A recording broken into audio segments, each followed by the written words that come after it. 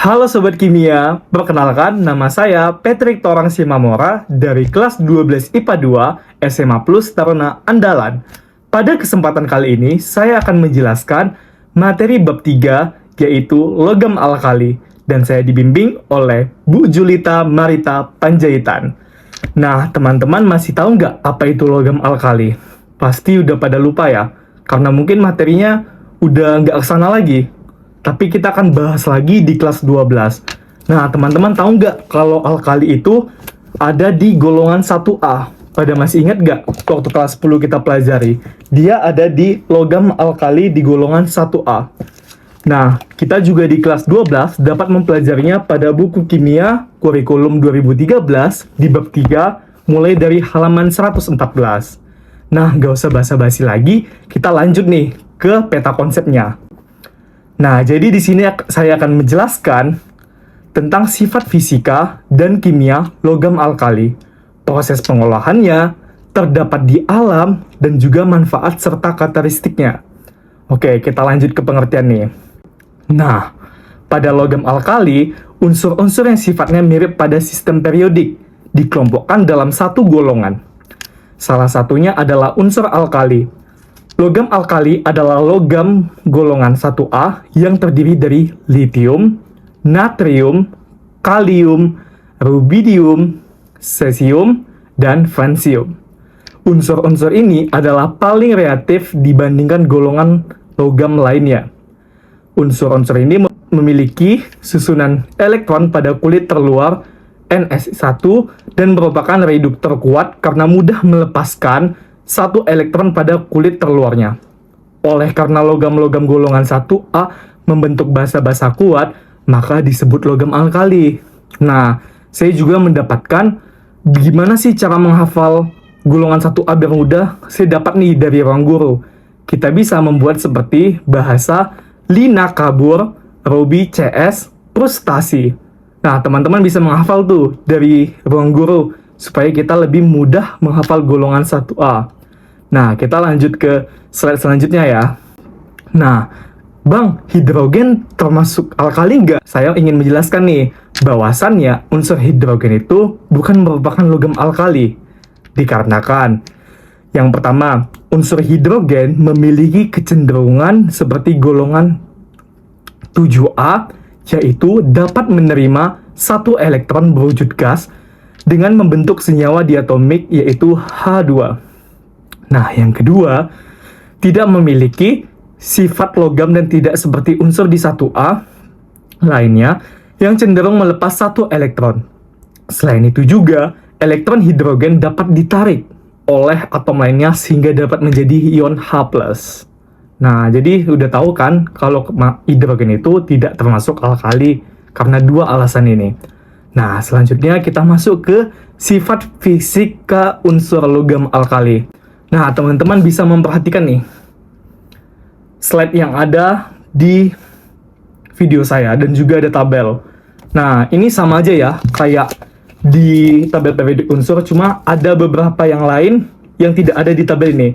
Jadi teman-teman bisa meng-SS atau menghafal tabel ini. Nah, di sini ada simbolnya pastinya, nomor atom, bilangan oksidasi, warna, konfigurasi elektron, massa atom relatif, jari-jari atom, kerapatan, titik didih, titik leleh, energi ionisasi, keelektronegatifan, dan potensial reduksi. Nah, bagi teman-teman boleh ya meng-screenshot atau menghafal ke tabel yang ada di slide saya ini. Kita lanjut nih ke slide berikutnya. Nah, selanjutnya itu kita akan belajar sifat kimia unsur logam alkali.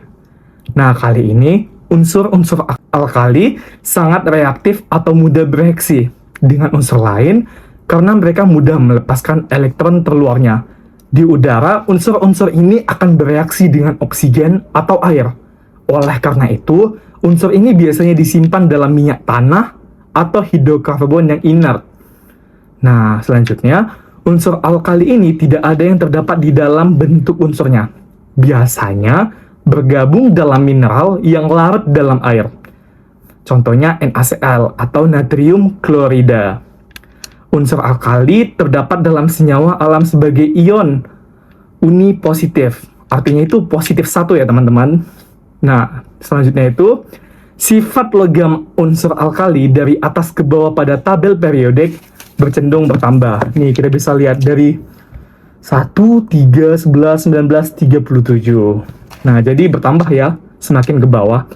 Nah, selanjutnya, logam alkali memberikan warna nyala khas, misalnya litium merah, natrium kuning, kalium ungu, rubidium biru, dan cesium itu biru atau ungu. Nah, selanjutnya kita masuk ke reaksi-reaksi logam alkali. Nah, buat teman-teman, karena saya sebagai pemula juga masih kurang nih dalam menjelaskan, dan untuk ini teman-teman bisa mempelajari lebih dalam lagi ke teman-teman kita yang mungkin lebih mengerti, atau kepada guru pembimbing, atau di tempat-tempat bimbel lainnya. Nah, yang saya dapat di sini, makin hebat reaksinya sesuai dengan arah panah. Nah, teman-teman bisa melihat tuh, ada unsur dari litium, natrium, kalium, rubidium, dan cesium. Dan dari bawah, nah di situ juga teman-teman bisa melihat tentang reaksi-reaksi logam alkali. Nah, kita langsung aja ya ke slide berikutnya. Nah, selanjutnya itu terdapat di mana sih di alam logam alkali ini? Tenang, teman-teman semua pasti kepo nih. Sama saya juga dari kelas 10 belajar kimia, selalu kepo. Ini terletak di mana aja sih di alam kita? Katanya ada yang di sekitar kita, atau yang tidak bisa kita lihat. Nah, teman-teman harus tahu nih, terdapatnya logam alkali di alam, itu yang pertama dari litium. Ada 0,0007% di bebatuan beku. Nah, selanjutnya ada natrium 2,8% dalam garam batu. Nah, selanjutnya ada kalium 2,6% dalam silfit atau KCl. Nah, selanjutnya ada rubidium 0,0078% dalam liquid dalam mineral fosfat. Selanjutnya ada vansium sangat sedikit berasal dari peluruhan aktinium. Nah, jadi kalau teman-teman mau mencari lebih dalam, bisa membaca slide saya terletak di mana saja, karena saya hanya menyebutkan sedikit dari situ saja. Nah, selanjutnya kita masuk nih kepada proses pembuatan unsur logam alkali. Nah, gimana sih prosesnya ini? Dan ini saya akan menjelaskan proses tersebut. Nah, yang pertama itu cara pembuatan litium. Sintesis logam litium memerlukan teknologi elektrolisis, dan proses ini berlangsung sangat sulit. Disebabkan sulit memasukkan satu elektron kepada ion logam litium yang bersifat sangat elektropositif. Biji litium yang penting adalah spodumene. Bentuk litium alfa akan diubah menjadi litium beta pada kisaran suhu antara 1100 Celcius. Nah, campuran kemudian dicampur dengan asam sulfat panas, kemudian diekstrasi ke dalam air untuk mendapatkan litium sulfat litium 2504. Nah, senyawa sulfat ini kemudian ditambahkan natrium karbonat untuk mendapatkan garam litium 2CO3 yang tidak mudah larut di dalam air. Reaksi litium karbonat dengan asam klorida akan diperoleh litium klorida yang siap untuk dielektrolisis. Reaksinya adalah, teman-teman bisa lihat nih yang ada di slide saya. Nah, disebabkan litium klorida memiliki titik leleh yang tinggi, yaitu lebih dari 600 Celcius, maka LiCl dicampur dengan KCl sehingga titik lelehnya turun menjadi sekitar 430 Celcius. Nah, jadi gitu tuh proses cara pembuatan litium. Kita ke selanjutnya ya, yang cara kedua. Nah, cara kedua ini adalah cara pembuatan natrium. Nah, natrium diisolasi dengan cara elektrolisis. Di bumi terdapat sumber untuk dipakai sebagai pembuatan natrium. Sumber yang paling murah adalah NaCl yang dapat diperoleh dari air laut dengan cara penguapan. NaCl memiliki titik leleh lebih dari 800 Celcius. Oleh sebab itu, pembuatan natrium hanya dengan NaCl saja akan membutuhkan energi yang cukup besar. Untuk menghemat energi, maka NaCl dicampur dengan ACl2 dengan perbandingan masing-masing 40% dan 60%, sehingga titik lelehnya menjadi 580 Celcius. Reaksi yang terjadi nih ada di slide di katoda. Nah, kita ke selanjutnya ya. Nah, selanjutnya adalah pembuatan kalium. Kalium tidak ditemukan tersendiri di alam, tetapi diambil melalui proses elektrolisis hidrosida. Nah, metode panas juga lazim digunakan untuk memproduksi kalium dari senyawa-senyawa kalium dengan CaC2, Si atau Na. Pembuatan logam kalium K dengan elektrolisis lelehan KOH, elektrolisis lelehan KCN, reduksi garam klorida, reduksi KCl dengan natrium. Kalium tidak dibuat dengan metode yang seperti natrium karena logam kalium awalnya dibentuk melalui elektrolisis, larutan KCl terlarut dalam garam yang dilelehkan. Nih, bisa ada di slide nih. Nah, itu cara pembuatan kalium nih. Nah, kita ke selanjutnya, yaitu adalah cara pembuatan rubidium dengan cara mengolah lelehan klorida dengan uap Na pada suhu tinggi. Kemudian logamnya dimurnikan dengan destilasi. Rubidium tidak dapat diperoleh dengan proses elektrolisis karena logam-logam yang terbentuk pada anoda akan segera larut kembali dalam larutan garam yang digunakan. Oleh sebab itu, untuk memperoleh rubidium dilakukan melalui metode reduksi. Proses yang dilakukan untuk memperoleh logam yaitu dengan mereaksikan lelehan garam dengan natrium. Nih, selanjutnya bisa dibaca karena jumlah produk berkurang maka reaksi akan bergeser ke arah produk. Demikian seterusnya hingga semua logam L habis bereaksi. Nih, teman-teman bisa nih membaca tentang pembuatan rubidium. Nah, selanjutnya itu cara pembuatan cesium. Cesium itu tidak dapat diperoleh melalui proses elektrolisis, melainkan melalui metode reduksi. Logam cesium dapat dibuat dengan mereduksi lelehan senyawa CsClNa ditambah ClCl menjadi Cs plus NaCl reaksi yang berada dalam kesetimbangan. Karena cesium mudah menguap, maka cesium dapat diproduksi terus dengan cara yang sama seperti kalium. Nah, untuk cara pembuatan yang lainnya bisa teman-teman cari atau searching di Google ataupun melalui buku-buku yang ada di sekolah teman-teman. Nah, kita langsung aja ya masuk ke karakteristik dan manfaat unsur logam alkali. Nah, pada kali ini saya mendapatkan bahan serta materi-materi dari ruang guru. Karena saya berlangganan, jadi saya mengambil sedikit ilmu dari situ untuk saya presentasikan kepada teman-teman semua. Nah, pada litium itu merupakan logam yang paling ringan di antara semua logam. Mineral utama litium adalah spodumen LiA buka kurung SiO kurung 3 tutup kurung lagi 2. Nah, kelimpahan litium itu adalah 0,002% atau 65 ppm di kerak bumi. Litium merupakan logam paling keras dari logam alkali dengan titik lebur 180,5 Celcius. Litium sangat reaktif baik dengan air, asam, halogen, hidrogen, maupun oksigen. Litium ini memiliki kereaktifan paling rendah dibandingkan dengan alkali lainnya. Nah, dan manfaatnya untuk apa aja tuh? Nah, satu-satunya logam alkali yang dapat bereaksi dengan nitrogen. Satu-satunya loh.